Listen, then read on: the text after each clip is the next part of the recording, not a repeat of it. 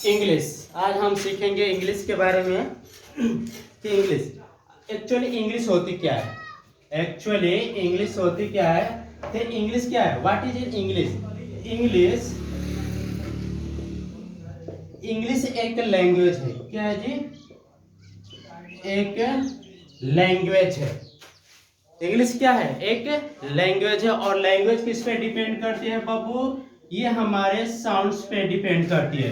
किस पे डिपेंड करती है? हमारे साउंड्स पे। और टोटल जो साउंड्स होते हैं वह कितने होते हैं जी? सॉरी, 44 साउंड्स होते हैं। 44 साउंड्स के मतलब, कहने का मतलब ये, जैसे फॉर एग्जांपल, जैसे कि हम लोग कभी सी से का भी बोलते हैं, कभी सी एस से च बोलते हैं, कभी सी एस से क भी बोलते हैं।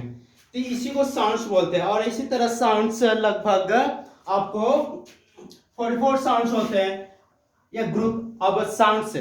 अब साउंड से यहां से क्या बनेगा जी? लेटर बनेंगे।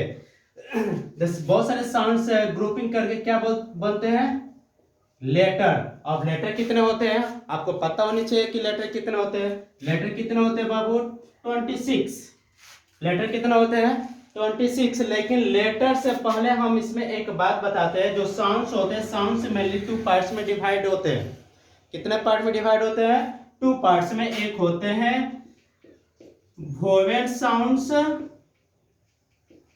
और एक होता है कॉन्सोनेंट साउंड्स।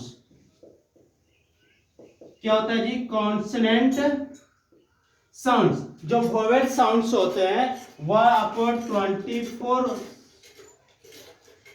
सॉरी ये 20 हो जाते हैं, ये आपको 24 होते हैं।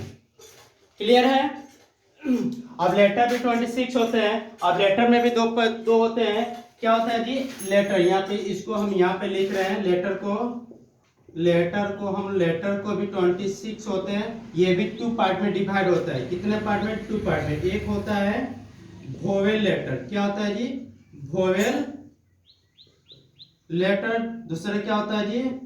Consonant letter. दूसरा क्या होता है जी? Consonant letter. और जो वोवेल लेटर होते हैं ना, जिसको आप लोग बोलते हैं ना 5, ये कितने होते हैं जी? 5 होते हैं। कौन कौन से होते हैं? ए ई आई ओ यू। और ये जो होता है कॉन्सोनेंट लेटर, रिमेनिंग जो बच जाता है 21, जैसे कि बी हो गया, सी हो गया, डी हो गया, जो भी बच गया। अब grouping of a letter to forms a word. वह भी वर्ड कैसी होनी चाहिए? मीनिंगफुल होनी चाहिए। क्या होनी चाहिए? ग्रुपिंग ऑफ, यहां पर हम लिख देते हैं, ग्रुपिंग ऑफ अ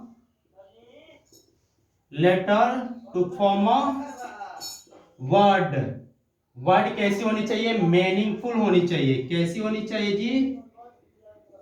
मीनिंगफुल होनी चाहिए। कैसी होनी चाहिए? मीनिंगफुल होनी चाहिए। ठीक है? अब मेन वर्ड, अब वर्ड से जैसे कि आप बोल सकते हैं सर जी ये भी तो वर्ड है ना, है देखिए ना, एक्स वाई जेड बी, ये भी तो वर्ड है ना, क्योंकि grouping of a letter is known as a word. लेकिन वर्ड नहीं ना, क्योंकि इसका तो मीनिंगफुल आना चाहिए ना, मीनिंग इसका निकलना चाहिए। क्या होना चाहिए जी? मीनिंग निकलना चाहिए। लेकिन इसका तो मीनिंग हो नहीं रहा है, इसलिए ये कंप्लीटली वर्ड नहीं होगा। वर्ड आपका ये होगा, हम बताते हैं। जैसे कि फॉर एग्जांपल हम लोग सिंपली वर्ड लेते हैं, जैसे एप्पल। एप्पल में जानते हैं से होता है, एप्पल हो गया, फिर से एलिफेंट हो गया। क्या हो गया जी? एलिफेंट हो गया। ये सब क्या है? मीनिंगफुल वर्ड है। क्या जी?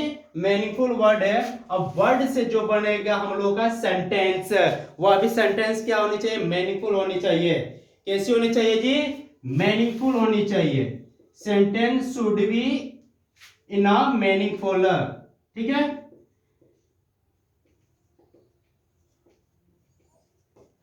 ठीक है? कल हम लोग, अब इंग्लिश देखिए, फिर से हम यहाँ पर रिपीट कर रहे हैं। English, what is English? English is an foreign language. English क्या है? एक लैंग्वेज है। वह किस पे डिपेंड करता है? साउंड पे। साउंड 44 होते हैं।